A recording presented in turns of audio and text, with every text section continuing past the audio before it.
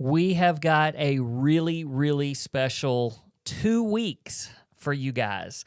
Starting with this week's episode, we are going to have a really great conversation with two of our brand new, but feels like really, really close and longtime friends, Meygan and Casey from Marriage365.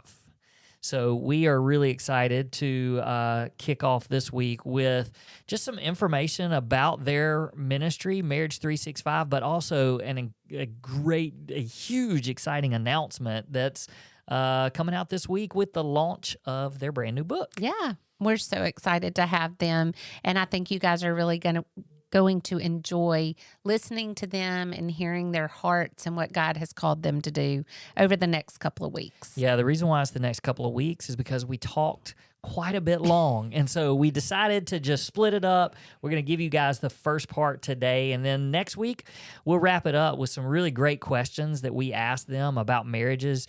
You're not going to want to miss this. This is going to be a great couple of weeks on the Redeemed Marriage Podcast. So stay tuned. Stay tuned. Hello, folks. Welcome back to the Redeemed Marriage Podcast. I do sound excited almost every time we get on here. But you're more excited. I am more excited. Exciteder. Is that a word? I don't know if that's a word or not, but you said it. So you've been making up a lot of words recently. You did that this morning. We were praying about something. What did I say? I don't remember. Something about gift.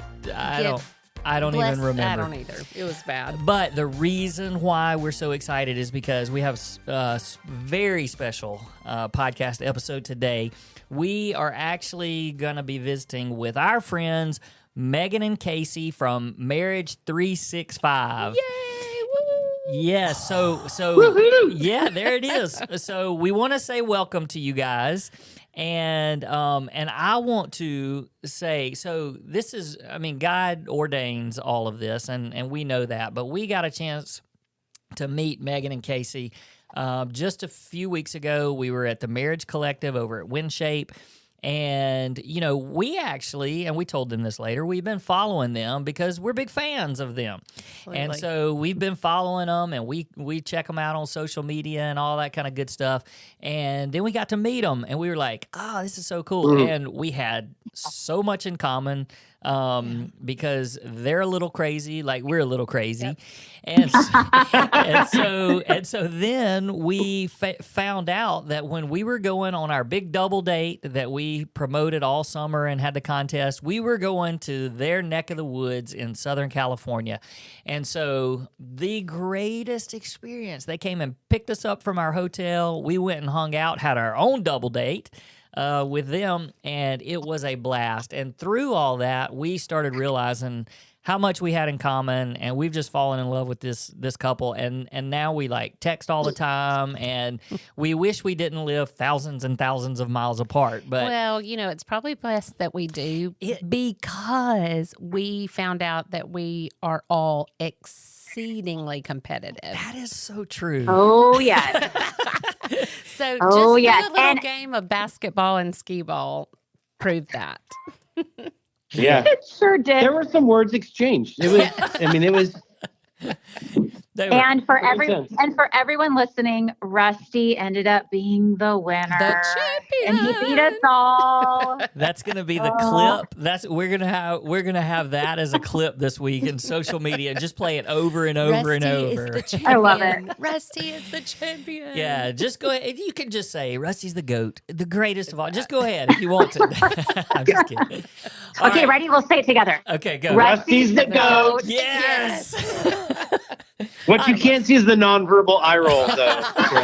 Hey, I knew we invited y'all on here for a good reason. That's right. Okay, so we've got to get into this, though, because I actually told them when we were talking right before this, I said the danger in this is that we could literally talk forever.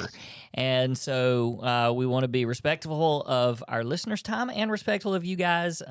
Just so grateful for you being on here. But we just want to kick this thing off and let you guys tell our listeners whatever you need to tell us about Meygan and Casey. Who are you? Yes. Well, before we get started, though, I have to say there's 4 very competitive people that are all very passionate about this topic. So That's right. we're going to be talking over each other, I'm sure, at some point. We'll try not to. True. Right? Okay. So Casey and I, we actually met in college. So we're college sweethearts. And it was, we like to say lust at first sight. We for sure were very attracted to one another. And dating was incredible. It was fun. It was adventurous. It was meaningful. We had so much in common, or so we thought we had so much in common. Yeah. But our differences were very attractive. Like we were also very different. We were very attracted to people who were the opposite of us. Yeah. And so we thought, well, let's do this forever. Let's get married. And that's when the sucker punch happened. Because I thought we were so good at dating. And then we got married. And like everything changed. I don't ever remember being an angry person until I got married. And what we had both done is we had put so many expectations on each other to make each other happy. Between both sets of parents, there's 12 marriages. So, for example, my mom's on her 6th marriage. Wow. So we actually sort of trauma bonded over the idea, like, oh, you know what it's like to be in a broken family. So do I. And we see each other in that. So I think there was kind of this expectation, like, you're always just going to meet my needs. And what we came to find out is that we were probably the least likely to succeed and the least prepared for what does it take to be married? Because dating is different than marriage. Dating is all the fun stuff. Yeah. So as soon as we got married, it turned into a 3-year knockdown, drag out, verbal.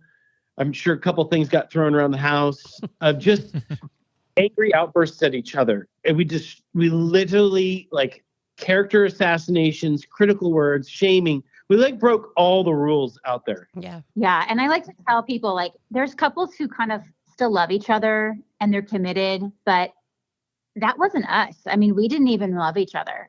I had so much seated resentment towards Casey that there was just pure hatred. And I just was not happy with my decision. I mean, I believe that I made the biggest mistake of my life. So long story short, my best friend was like, hey, this is a really big decision that you want to divorce your husband of 3 years. You should go talk to somebody. And I'm really grateful she gave me that advice. And I sat at that therapist's office and I ranted and raved and complained about how horrible my husband was. And we're here because of him and it's his fault. And after about 30 minutes, she says, okay, so are you done? I go, yeah. And she says something that completely changed my entire life and my entire perspective. And it's really what we say at Marriage365. And it's, if you want to make a better marriage, it starts by making a better you. Yeah. That's great. And that really hit me hard. And I realized that I had been waiting for Casey to wake up and see things and change. And how disempowering is that? I felt stuck. And this was a message of empowerment. Meygan, you actually have more control than you think you do. And so this therapist walked me through several different steps and exercises that really helped me forgive him, no matter what was going to happen in our marriage. I started working out. I started journaling. I started going up to Casey and just randomly apologizing for things. And I think one of the big things that she taught me was boundaries. You know, you teach people how to treat you. And I had allowed unhealthy behavior. And I was like, I can't do that anymore. And so the hope was that with my change and my complete 180, that would have a positive influence over Casey. Yeah, I remember this one time I was so upset with Meygan. I'm sure I came into the house. I was stomping. My face is all red, and I'm about ready to unleash on Meygan. And she saw what was coming her way, and she, in the most calmest voice, like spa voice, was like, I can tell you're upset right now, and I really want to hear what you have to say. I want to listen to you, but why don't you go outside, take a walk, come back? I'll be sitting on the couch waiting for you, and we can have a productive conversation. And I was like, the person who was once my sparring partner was now setting a new standard for how we were going to communicate. So while Meygan is the hero in our story of getting of making the change first, she also became the standard setter, like that we're no longer going to speak to each other that way. Because it takes two to tango, right? When couples get into it. But once that one person becomes really the healthiest versions of themselves, it has a incredible impact on their partner. And so it was about 13 months that I worked on our marriage by myself. It felt like 13 years at times. But right? It's hard. We all know doing marriage work that nothing happens overnight, but I did a 180 and Casey was able to see that change. And so I say it took 3 years to destroy our marriage and it took about 4 to 5 years to repair our marriage. Okay. And we're so competitive. Like as soon as I realized I was the unhealthy spouse, I was like, I'm going to out health you. Yeah. Like I'm going to become the healthiest version in the relationship. Oh, unfortunately, I'm still chasing after Meygan. All these years. But I have to say, like, if anybody's listening to this, I want to, going back to the early years where we were hurting, I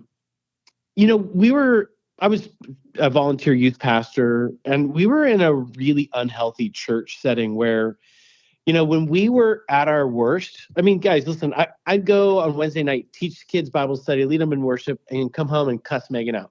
Mm-hmm. And it was just bad. But I felt like if I didn't feel safe enough to raise my hand and say, we're stuck, we're hurting, can somebody help us out? Because if I did so, it would immediately disqualify me from the thing that I felt like God was calling me to do. So it was a real, I just think about how many people are suffering at home that are also involved in ministry life, that don't feel safe enough. And that's important because it's safe enough to raise their hand. And that's important because one of the things that we do at Marriage365 is we do tell our story about how bad it was, because I think people need to hear that it's okay if they're in the same place. And that they're not alone. They're definitely not alone. Yeah. They're definitely not alone. That's right. Because to be hurting and isolated is the worst. Yeah. Well, you guys, I think part of the reason why we have so much in common is because we both have this massive heart for other couples.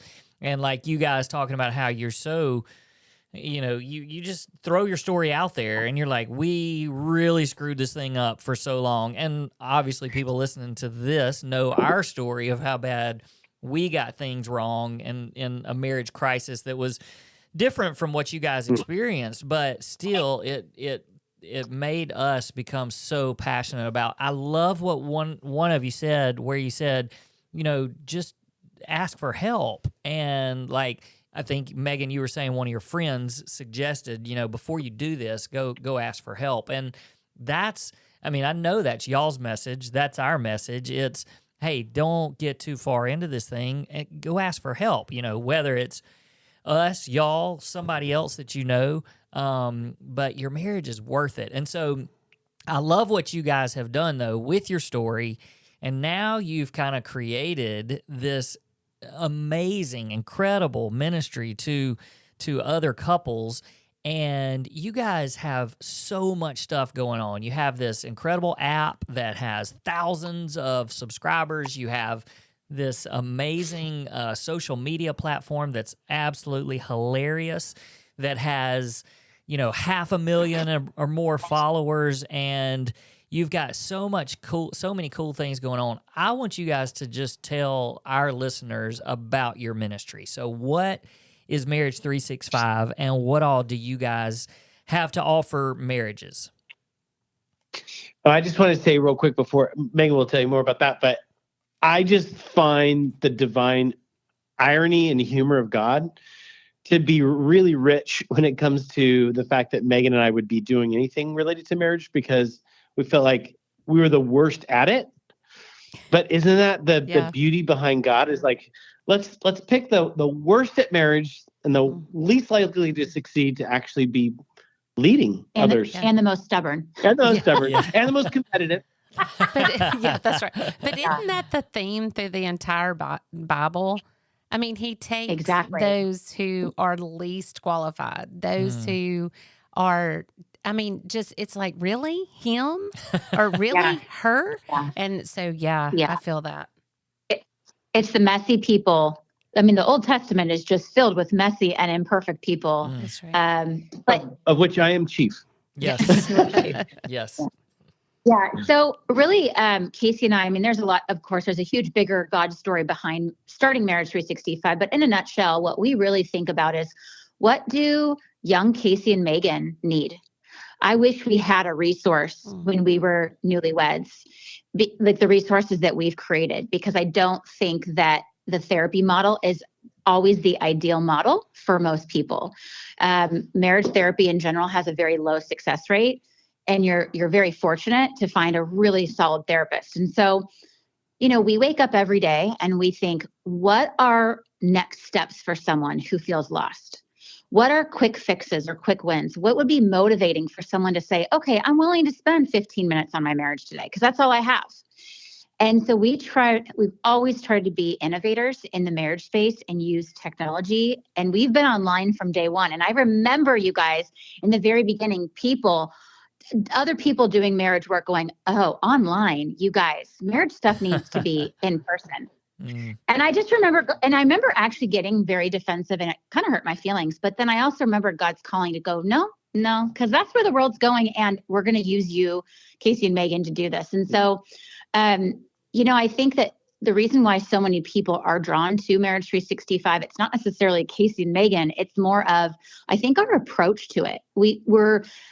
I don't want to say we water it down, because it's not watered. It's still really deep and convicting, but it's not heady or therapeutic in the sense where it's like kind of boring, and again, I'm not poo-pooing therapy. I think it's great, but a lot of people aren't big fans of it or will never go. And then it's not like we're talking about, oh, well, we fought about, our socks. It's like, oh gosh, no, we fight about way bigger things than that.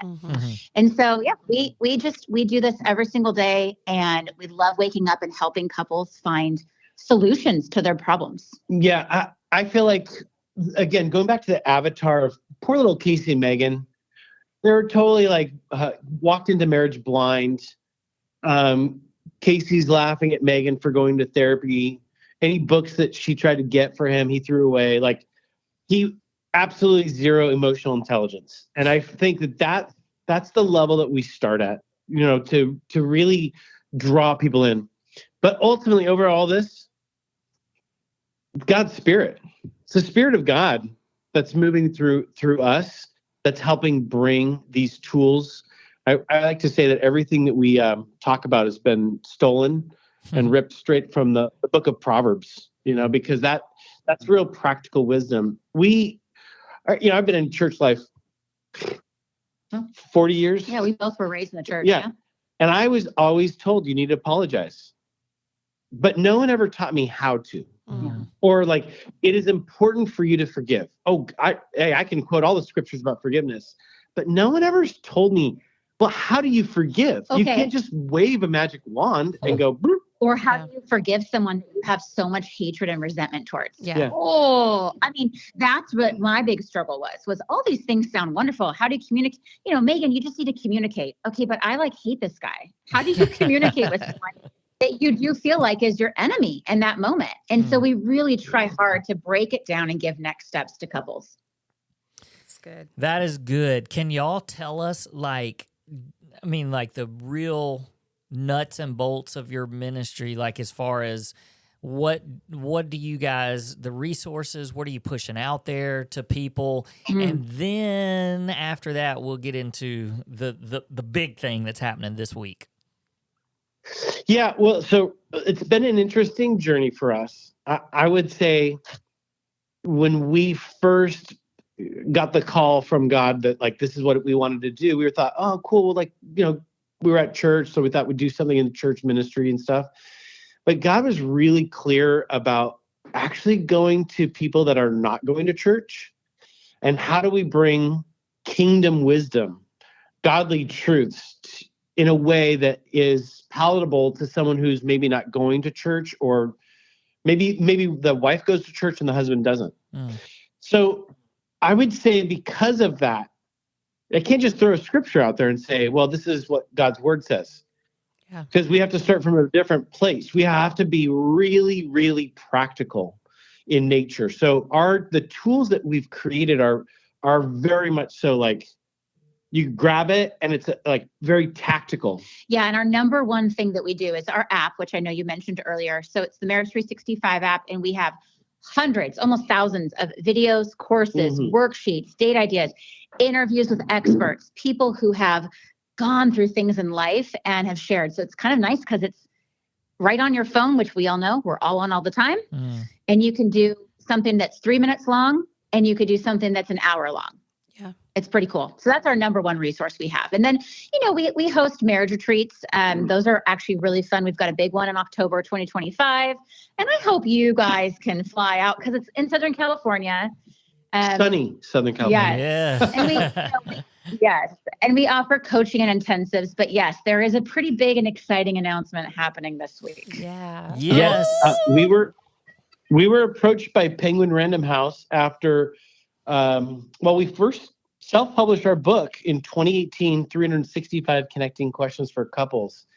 And to date, we've sold over 100,000 copies, which is just amazing and so humbling. It's incredible. Yeah. And we know that this is a tool that works. And our publisher obviously saw the vision and saw kind of the goals that we had. And they said, hey, we want to help you get this in the hands of so many more couples. Yeah. So it comes out December 3rd. We're so excited. Yes. So like most of our listeners do, I mean, they're subscribed to our podcast. So, through Apple or Spotify or whatever. So it automatically pops up on their phone probably. And we have the most listeners is the day that it comes out, which is on a Monday. So we're actually recording this on Sunday. So tomorrow, Monday, is going to come out, and the book comes out the very next day. So we just, and obviously people are listening to this. Who knows how long into the future? The book is still there. You can still get the book. But we want you guys to just tell everybody, because I mean we are super pumped about this book. And let us jump in for just a second and tell you why we're excited about this book. So we reached out to you guys and said, hey, we would love to help promote it however we can, because we just love you guys and believe in what you're doing and all of that stuff. And so we got a book. We got the book in the mail. And it was funny because we sent a picture to you guys and y'all were like, we don't even have our copy yet. And I was like, hey, we know people. So, but we got it. And we were already promoting, we're planning this whole week. I mean, we're going to promote it and we're going to make sure all of our followers and listeners know all about it. But we were pushing it to some of our, marriage coaching when we were doing marriage coaching before the Thanksgiving break. And I was telling the people that we were promoting it to them and telling them they needed to pre-order it. And I said, this is one of those books that Heather and I are not, we've just never done this kind of a book, like where we ask each other questions and things like that. And I think it's because we have we communicate really well, at least post-affair. We have communicated really well. But we got the book, and I opened it up and started reading some of the questions, and I was like, this is fun. Yeah. And so Heather came home, and we were telling this other couple, we were on our Zoom call with them and telling them about it.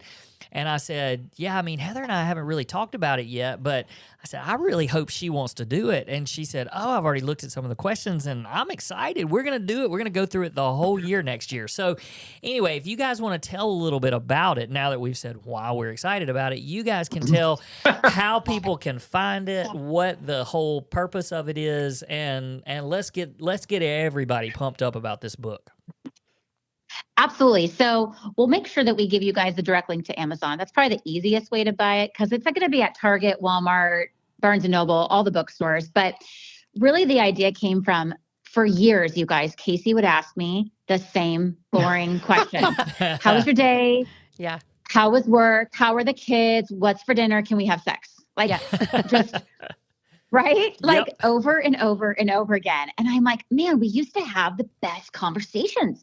Like I remember a night, you guys, when we were dating and we talked till 5 a.m. in the morning. Yeah. I don't even remember what it was about, but it was obviously interesting enough to continue all night long. And so I think all couples have a desire to want to get to know each other.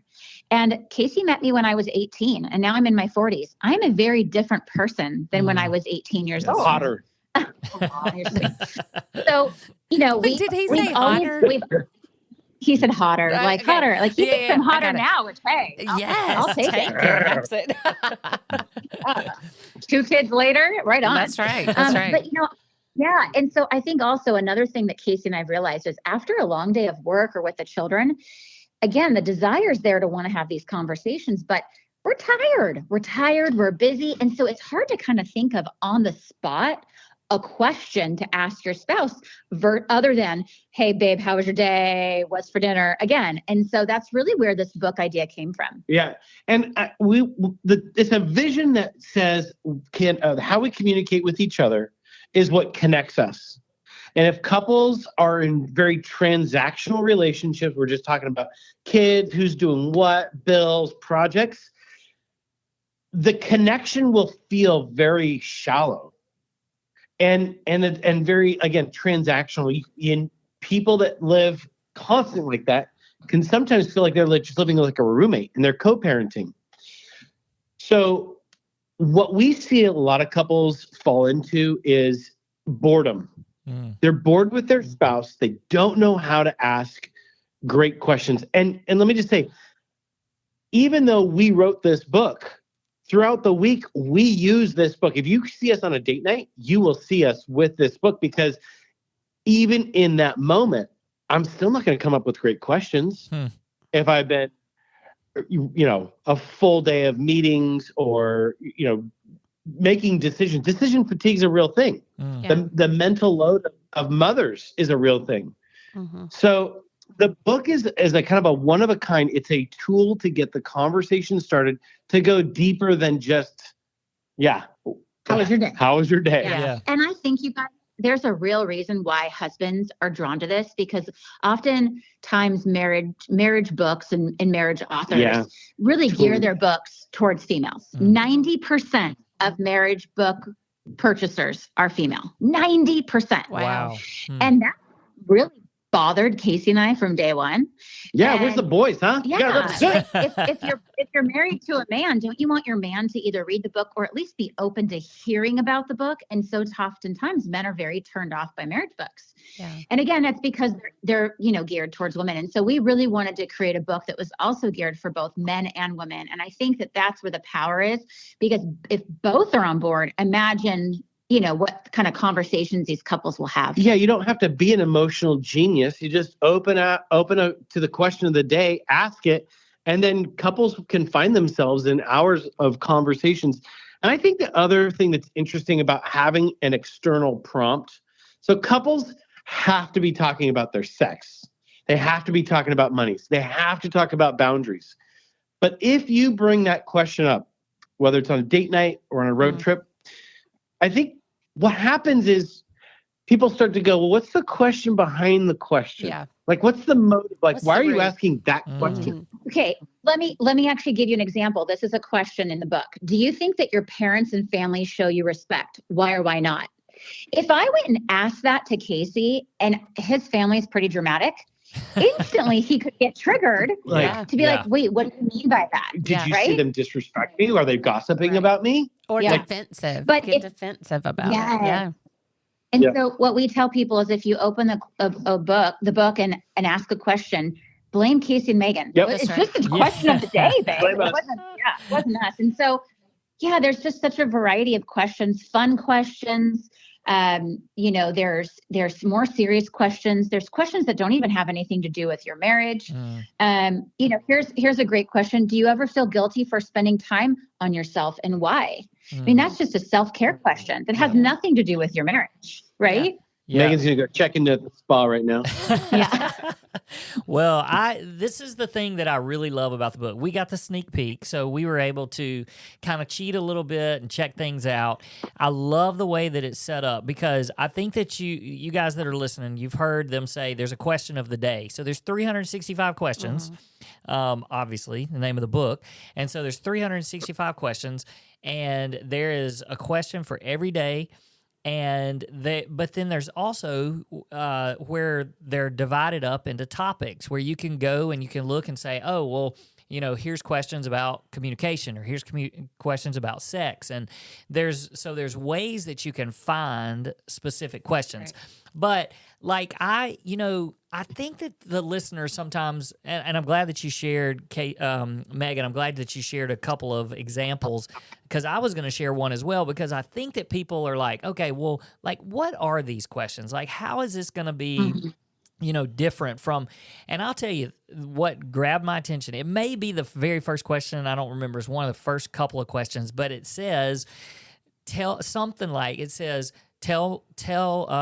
your spouse about your childhood bedroom.